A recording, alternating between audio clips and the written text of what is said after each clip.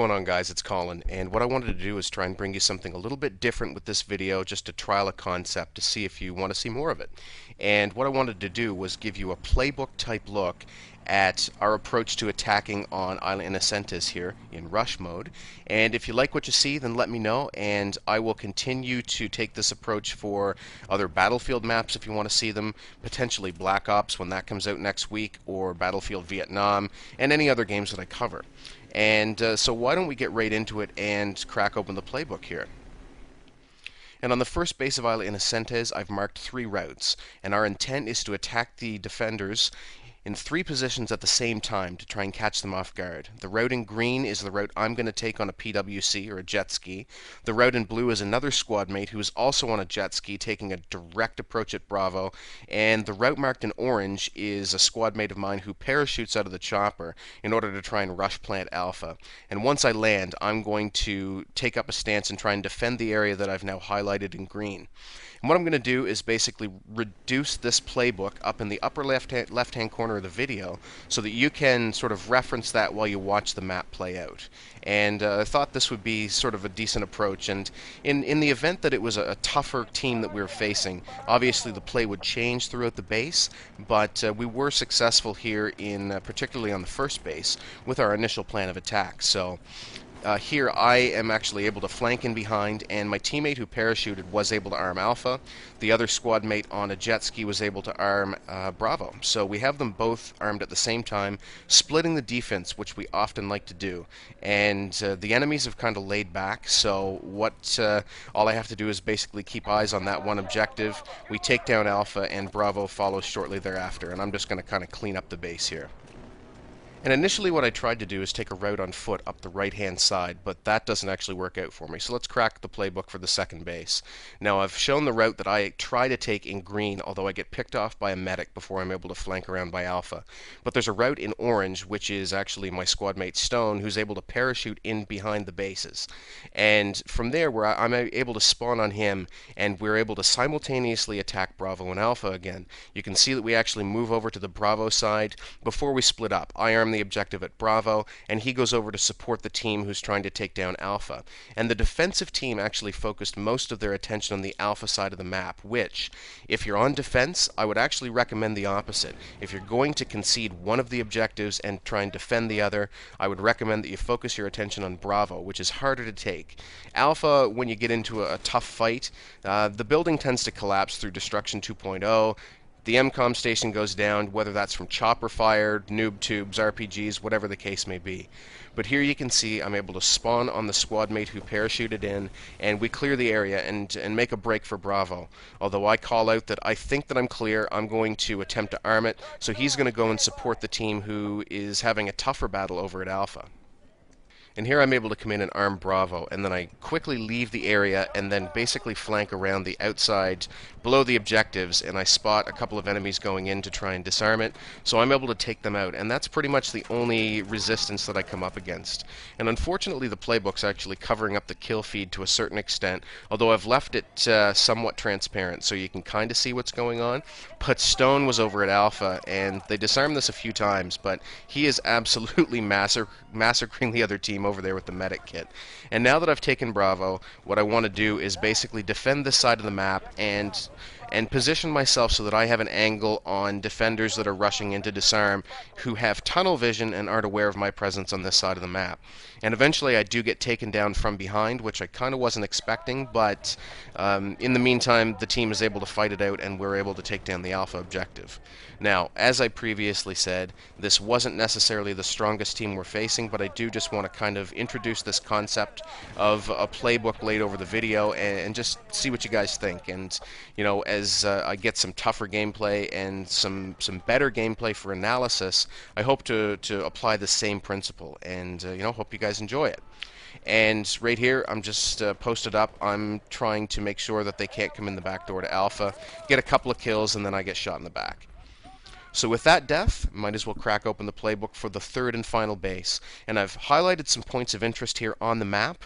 The 2 points in green, the first being on the left, is the hill that you need to control in order to successfully attack this base.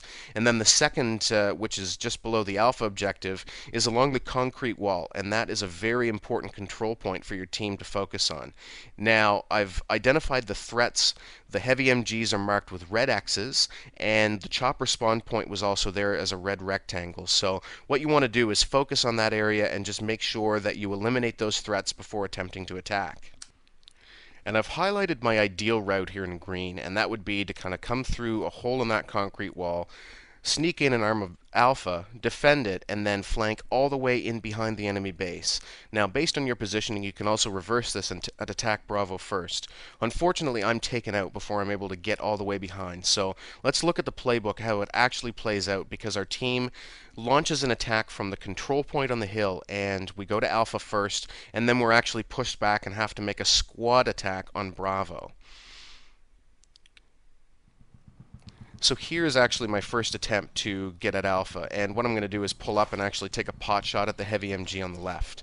And I'm not successful in destroying it, but the defender who was manning that MG parachutes down. So what I want to do is make a quick push around the corner. Unfortunately, I run into a medic who is sitting there waiting for me.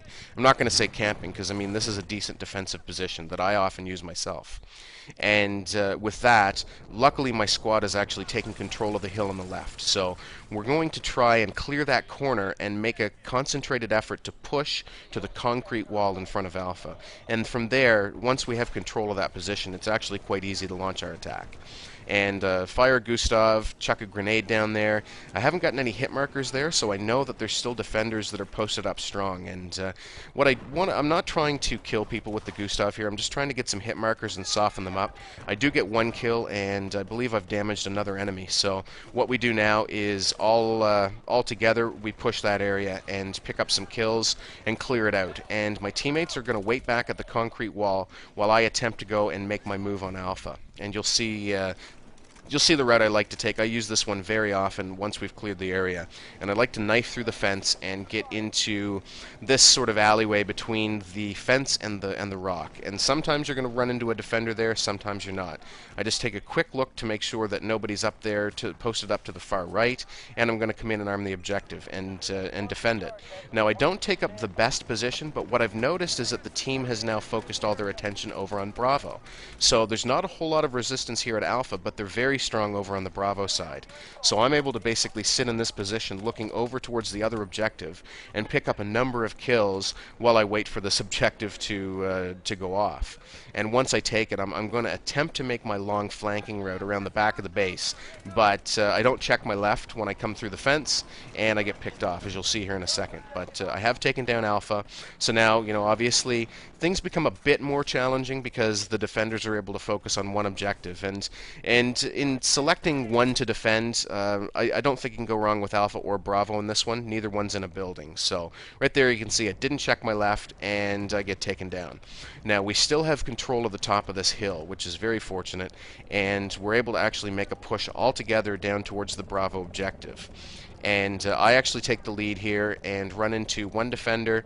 Now you can see that the chopper's up, and I'm basically just trying to feel that out. If he just takes off and flies away in order to mess with our spawn, then that's fine by me, because we have a mobile spawn point and some map control. So I'm not too worried about that, and I'm able to actually get in and arm the objective, although I immediately get taken down by a defender who fires a Gustav at Bravo. So not necessarily the best idea on his part, because I do get the arm, and if he keeps that up, he's going to damage his own objective. But, we don't actually wind up C4ing it or using explosives against it. We do wait for it to go off through the arming process. And we're just all together as a squad laying down some suppressive fire. I'm going to get picked off again, but the objective goes up and we win the game. So anyway, guys, I just wanted to put this out there as a concept that I can apply to some other Battlefield maps that you might want to see. And as I said, I will be giving Black Ops a try next week. I'm not completely, haven't completely given up on the Call of Duty franchise, but, when trying to approach maps as a squad, it can sometimes be a challenge to figure out, what's the best approach, and there's obviously many ways you can skin a cat, but this is just how we like to approach some of these bases on Isla Inocentes. So anyway, guys, leave a comment, let me know what you thought, thumbs up the video if you like this playbook approach, and I will bring you more of it in the future. Anyway, I really appreciate your time. Cheers, we'll talk soon. Hey guys, we're on Facebook.